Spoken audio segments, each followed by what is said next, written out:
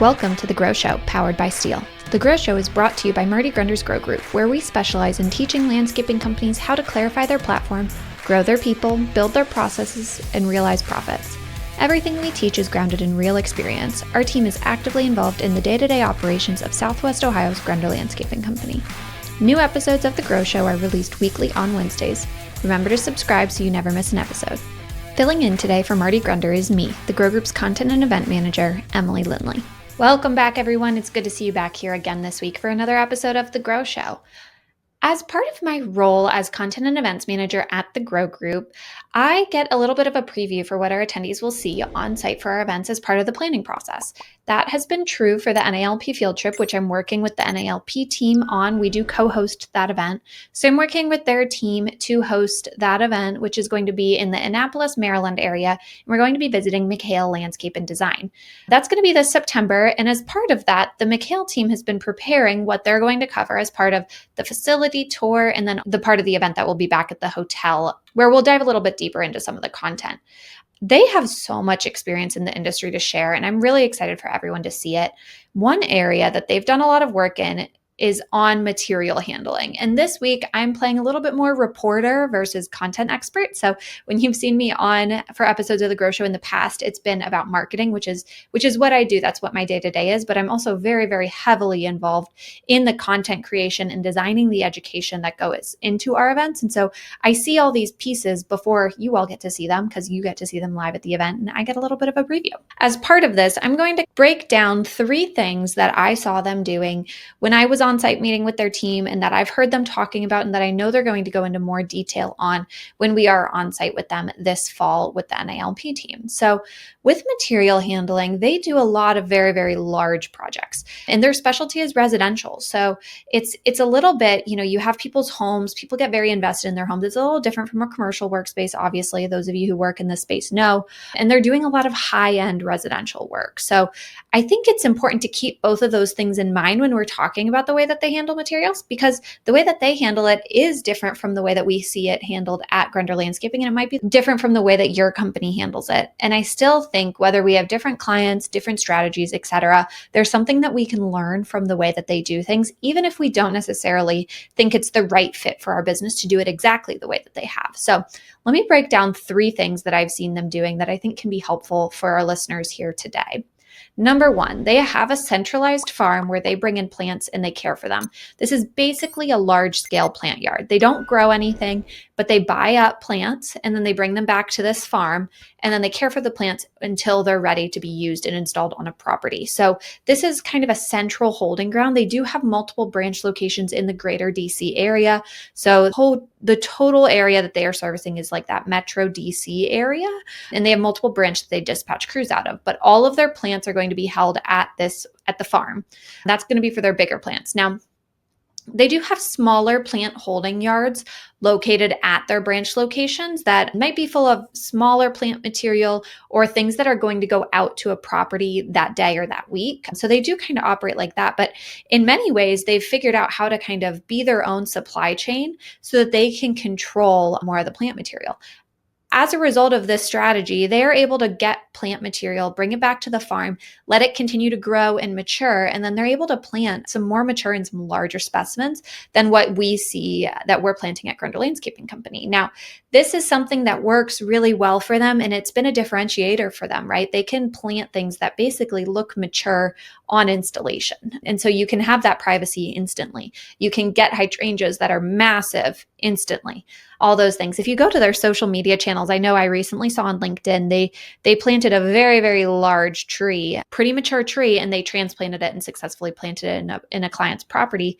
And I think these things, that it's what their ideal client's looking for. So they've really designed all of their operations and their supply chain really around what their clients are looking for. And I think that having that mentality is so smart when you're looking at your supply chain. So think through your ideal client, what they want out of you as their landscaping partner, and how you can provide that, and then maybe tackling the challenges that you have to overcome to do that.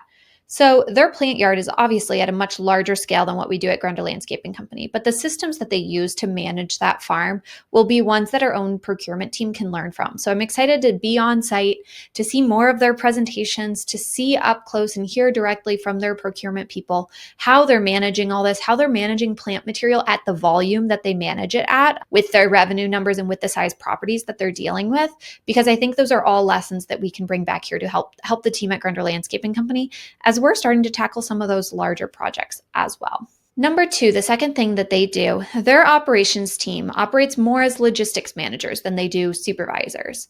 This is a different setup. Their sales team manages the installs and supervises work. And that's different from the way that we operate at Grunder Landscaping Company. But again, that doesn't mean any of this is right or wrong. Part of why we do these events is so that we can see different perspectives, see different ways of operating, take those lessons back, apply what applies to our business, and maybe filter through some things that might not work in our market or for our team. I think it's really interesting the way that they do this, though, because again, they are solving problems for their ideal client. Operations and logistics is a problem for them, right? They have large installs that they're doing. So getting that volume of plant material to a site, et cetera, all these things become challenges.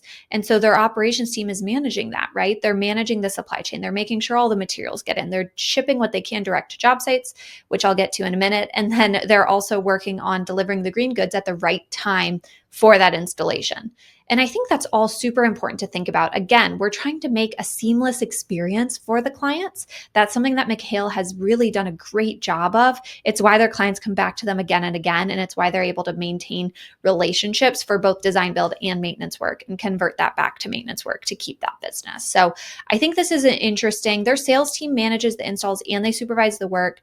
The other piece there is you're still going to have that one point of contact. Now, this is something that we do at Grunder Landscaping Company. Our sales team remains the one point of contact for our clients when they need something from our team. They still are reaching out to our salesperson. The difference is the salespeople are not actually managing our install teams or planning out the projects. They are working collaboratively with our operations managers to do that.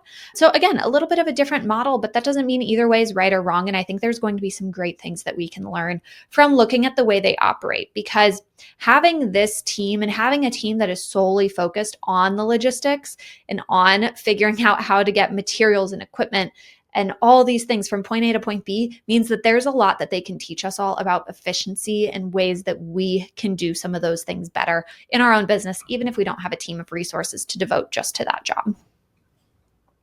The third thing that they do, they deliver non-green goods direct to job sites. This is not something Grunder Landscaping does often. So again, it's something that I'm interested to see how they do it and learn more about.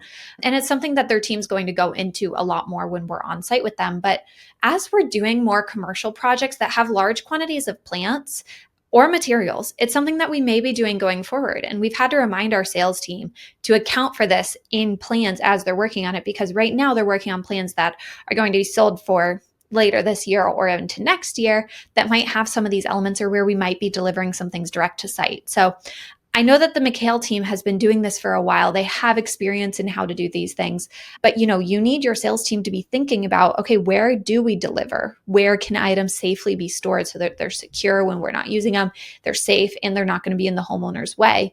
Now, in our case, it's most likely going to be commercial sites that we're doing this direct delivery to, just because of the size properties we work on residentially. But I think the same thing applies. You have to think through the logistics of that, which the McHale team does expertly, and they can show us their wisdom on how they do it. The second thing is we're also going to start having some plants direct delivered to job sites as part of commercial work. This was something that was discussed in the sales meeting earlier this week. We have some projects where just the number of trees or the number of shrubs that are in the order, it just doesn't make sense for it to get delivered to our facility and then dispatched back out on a truck, because it's going to require a pretty large truck to get it delivered straight there. So we're just going to cut out the middleman, have plants direct delivered to job sites where there is space for them and where they can safely be stored. But something that we have to keep in mind as we're bidding on these jobs, we have to make sure that we are including hours in those bids for the team to water and care for the plants being held on site. To have that in the bid, to make sure that we have the time set aside, is going to help us be profitable on those jobs and not miss out on that. That would be a pretty easy mistake for our team to make as we're bidding these jobs, because we're used to the plant material being held at the shop here. where we have economies of scale with caring for the plants, and that's built into our overhead because they're all in one place. So it's easier for our team to maintain it. And we also have irrigation systems set up to do some of it automatically. So all these things, as our company grows, and I know many of you are in this boat too, you've maybe seen rapid growth in the last few years, maybe you're looking to continue doing that. As companies grow, we encounter new problems. So going to see a company like McHale, which is large and has been in business for a very long time and also has a lot of family members working for the business, it's good to see them and see the challenges that they've faced and how they've worked through it, because those might be the challenges that are on our horizon. So we can learn from their mistakes, we can learn from their successes, and I know that they're going to share all of them with us when we're together in Annapolis, Maryland. So that again is in September. It's co-hosted with NALP. So the NALP team handles registration for this event. It's really a great event. It's one of my favorites that we do. And the McHale team, really, I've been so impressed with them as we've worked through the planning process. They are so open about their mistakes, about their successes, about what's worked, what doesn't work, down to earth, and also just professionals in the industry who have a lot of background and have worked in the industry for a very long time. So their willingness to share, I think, is really going to blow people away. And I hope I will see you all there in Annapolis, Maryland this September. Have a great day. Thanks for listening to this episode of The Grow Show. A special thanks to the folks at Steel, whose support makes this podcast possible and whose outdoor power equipment makes our jobs easier every day. Did you know that you can tour Marty's Landscaping Company? We're hosting 4 Grunder Landscaping Company field trips in 2025, where landscape pros can come see our operation for themselves in a small group setting. Meet the GLC leadership team, ask Marty your questions in person, and connect with other landscape pros. Space is limited. Visit growgroupinc.com today to sign up.